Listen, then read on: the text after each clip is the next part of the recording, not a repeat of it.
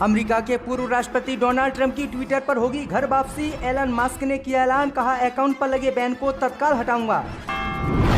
राजस्थान के भीलवाड़ा में फिर से सांप्रदायिक तनाव। बीजेपी हिंदू संगठनों ने बुलाया बंद। 24 घंटे के लिए रोकी गई इंटरनेट सेवा। बीजेपी कराना चाहती है राजस्थान में हिंदू मुस्लिम के दंगे। गुजरात विधानसभा चुनाव से पहले एक्टिव मोड में राहुल गांधी, नाराज हार्दिक पटेल से की बातचीत, भाजपा को झटका। श्रीलंका में आर्थिक संकट को लेकर रक्षा मंत्रालय ने दंगाइयों को गोली मारने का दिया आदेश। श्रीलंका की बढ़ सकती हैं मुश्किलें। आजम खान की जमानत याचिका पर हाई कोर्ट की सख्त टिप्पणी, कहा सत्ता के नशे में धुत होकर याची ने पद का किया है दुरुपयोग, करेंगे कार्रवाई। सुपर पावर अमेरिका की बराबरी करने में जुटा चीन। ड्रैगन की चालबाजी से भारत परेशान, अलर्ट मोड पर मोदी सरकार। ओम प्रकाश राजभर पर गाजीपुर में हमला, कार्यकर्ताओं ने अपने घेरे में लेकर सुरक्षित निकाला। भाजपा के खिलाफ उन्होंने कार्रवाई की है मांग। तो दोस्तों अब खबरें जानते हैं विस्तार से। अमेरिका के पूर्व राष्ट्रपति डोनाल्ड ट्रंप की ट्विटर पर होगी घर वापसी। एलन मस्क ने किया ऐलान। जब दोस्तों आपको बता दें कि टेस्ला के सीईओ एलन मस्क ने मंगलवार को ऐलान किया है कि वह अमेरिका के पूर्व राष्ट्रपति डोनाल्ड ट्रंप के ऊपर लगे ट्विटर बैन को हटा देंगे। दरअसल आपको बता दें कि बीते ही दिनों इन्होंने $44 अरब का ट्विटर खरीदा था और ट्विटर खरीदने के बाद इन्होंने सबसे पहले ये ऐलान किया है।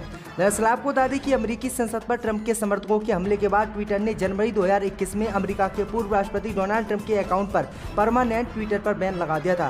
कंपनी ने कहा था कि उसने 6 जनवरी को संसद पर हुए हमले के बाद हिंसा के और अधिक भड़कने के खतरे को देखते हुए ये बैन डोनाल्ड ट्रंप के ट्विटर अकाउंट पर लगाने का फैसला लिया है। उस समय ट्रंप के ट्विटर अकाउंट पर 8 करोड़ से ज्यादा फॉलोवर थे। दरअसल आपको बता दें कि अमेरिकी राष्ट्रपति चुनाव में मिली हार को ट्रंप पचा नहीं पा रहे थे। इसी वजह से उन्होंने ट्विटर के जरिए अपने समर्थकों को अमेरिकी संसद का घेराव करने का कहा था और उनके समर्थक संसद में हिंसा फैलाने के लिए पहुंच भी गए थे और इसके बाद ये ऐलान जो है ट्विटर ने किया था, जिसके बाद ट्रंप को बड़ा झटका लगा था। इसी के साथ आपको बताएंगे दोस्तों कि भीलवाड़ा में फिर से सांप्रदायिक तनाव। बीजेपी और हिंदू संगठनों ने बंद का किया ऐलान। 24 घंटे के लिए इंटरनेट सेवाएं भी बंद।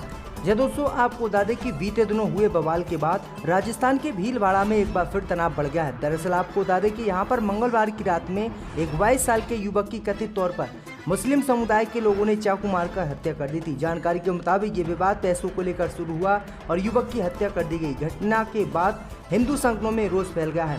अब इसी मुद्दे को लेकर बीजेपी, विश्व हिंदू परिषद और हिंदू जागरण मंच ने आज भीलवाड़ा में बंद बुलाया है। वहीं प्रशासन ने माहौल को देखते हुए इंटरनेट सेवाओं को 24 घंटे के लिए बंद कर दिया है। इंटरनेट सेवा कल सुबह 6 बजे तक बंद रहेंगी। बता दें कि ये घटना भीलवाड़ा शहर के कोतवाली थाना क्षेत्र की है। यहाँ बीती मंगलवार की रात शास्त्री नगर क्षेत्र में एक मिठाई की दुकान के पास कुछ लोगों का पैसे को लेकर विवाद हो गया था, जिसके बाद चाकू से इस पर हमला कर दिया गया था और बाद में इसकी मौत हो गई। तो ये बड़ी अपडेट आ रही है। इसी के साथ आपको बताएं दोस्तों कि गुजरात विधानसभा चुनाव से पहले एक्टिव मोड में राहुल गांधी, नाराज हार्दिक पटेल से की बातचीत। या दोस्तों आपको बता दें कि गुजरात में इस साल के अंत तक विधानसभा चुनाव होने हैं। चुनावी साल में कांग्रेस भी एक्टिव मोड में आ गई है। राज्य में पार्टी की कमान राहुल गांधी ने संभाली है। राहुल गांधी पूरी कोशिश में जुटे हैं कि आदिवासी मतदाता कांग्रेस के पाले में ही रहे।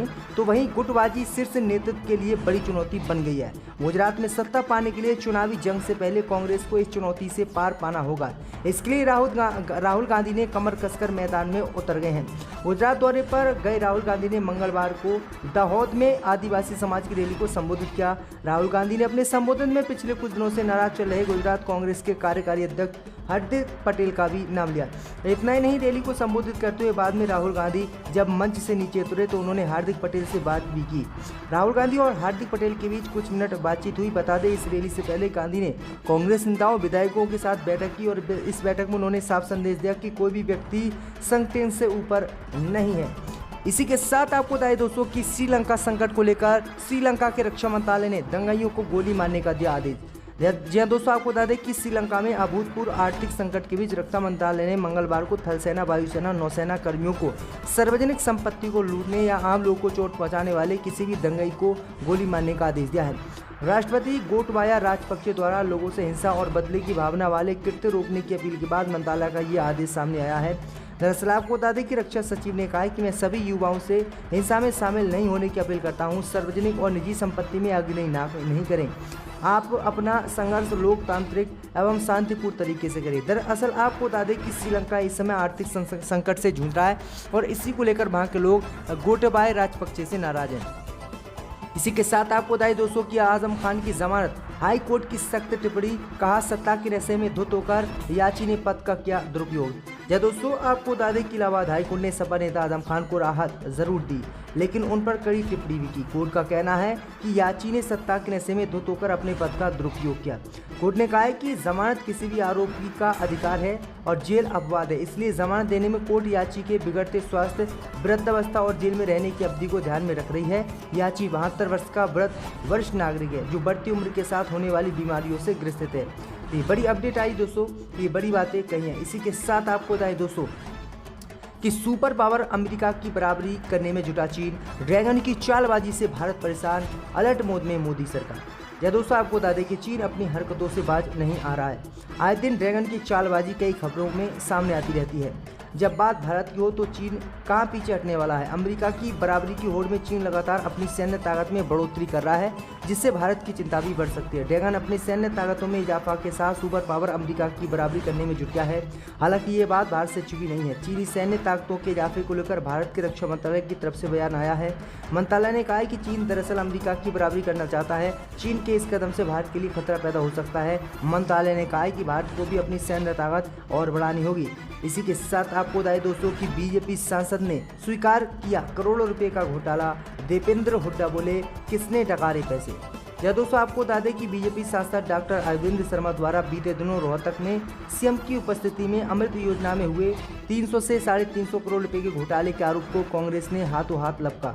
राज्यसभा सांसद दीपेंद्र हुड्डा ने कहा है कि डॉक्टर अरविंद शर्मा का अपनी ही सरकार पर लगाया गया आरोप ये सिद्ध करता है कि बीजेपी के नेता भ्रष्टाचार की गंगोत्री में गोता लगा रहे हैं। दीपेंद्र हुड्डा झज्जर में बार एसोसिएशन की बतौर अधिवक्ता सदस्य ग्रहण करने आए थे।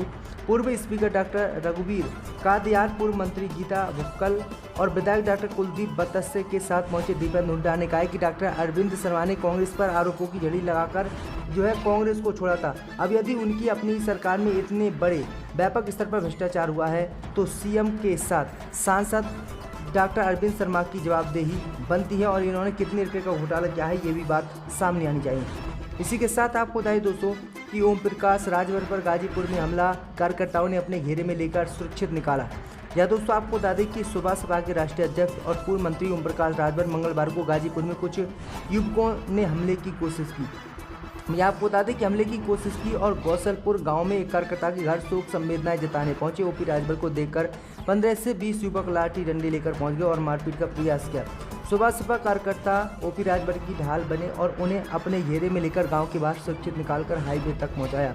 राजभर ने SP ADG UP police control room से सभी को घटना की सूचना दी। इसके साथ सोशल मीडिया पर वीडियो जारी कर भाजपा सरकार पर कई आरोप लगाए। बताया जाता है कि ओम प्रकाश राजभर अपने समर्थकों राम आशीष राजभर के घर मनराजपुर गौसलपुर में यहां पर पहुंचे थे। तो ये बड़ी अपडेट आई दोस्तों कि बीजेपी के शासन में किस तरह से लोग के ऊपर हमला किया जा रहा है और बीजेपी कुछ नहीं कर पा रही है। इसी के साथ आपको बताएंगे दोस्तों कि श्री राम सेना के प्रमुख बोले, सुबह 5 बजे बजेगी कर्नाटक के मंदिरों में हनुमान चालीसा, हम भी करेंगे आदेश का उल्लंघन। जहाँ दोस्तों आपको बता दें ये बड़ी खबर सामने निकल कर आई दोस्तों कि कर्नाटक के हिंदूवादी संगठन श्री राम सेना के प्रमुख प्रमोद मुतालिक ने रविवार को ऐलान किया है कि 9 मई से राज्य के 1000 से अधिक मंदिरों में सुबह 5 बजे हनुमान चालीसा या ओमकारा या भक्ति गीतों को बजाने की शुरुआत की जाएगी। उन्होंने आरोप लगाया है कि राज्य सरकार यहाँ मस्जिदों में लगे लाउडस्पीकर के खिलाफ कोई कार्रवाई नहीं कर रही और कार्रवाई करने में नाकाम रही है। मुतालिक ने कहा है कि मुख्यमंत्री बसवराज मुंबई और राज्य के गृह मंत्री अरगा ज्ञानेंद्र को वैसे ही हिम्मत दिखानी चाहिए जैसे उत्तर प्रदेश के मुख्यमंत्री योगी आदित्यनाथ ने वहां दिखाई। योगी आदित्यनाथ ने वहां धार्मिक स्थलों से अनाधिकृत लाउड स्पीकर के खिलाफ कार्रवाई की और अन्य को अनुमति योग्य सीमा तक आवाज सीमित रखने का निर्देश दिया। दरअसल आपको बता दें कि कर्नाटक में हिजाब को लेकर और अन्य चीज़ों को लेकर लगातार विवाद बढ़ता जा रहा है, लेकिन अब इन्होंने फिर से विवादित बयान दिया। ये बड़ी अपडेट आ रही दोस्तों। वहीं आपको बताएंगे दोस्तों कि राज ठाकरे के अयोध्या दौरे पर बीजेपी के 2 सांसद आमने सामने, एक विरोध पर उतरा तो दूसरे ने कहा स्वागत है। या दोस्तों आपको बता दें कि महाराष्ट्र नवनिर्माण सेना के चीफ राज ठाकरे 5 जून को और महाराष्ट्र के सीएम उद्धव ठाकरे के बेटे और राज्य के पर्यटन मंत्री आदित्य ठाकरे 10 जून को अयोध्या आने वाले हैं। दोनों ने राम मंदिर जाकर दर्शन करने की बात की है। इससे पहले रामनगरी की धरती से सियासत गर्म हो गई है। उत्तर भारतीयों को अपमानित करने को मुद्दा बनाकर कैसरगंज से भाजपा सांसद ब्रजभूषण शरण सिंह ने मोर्चा खोल दिया है।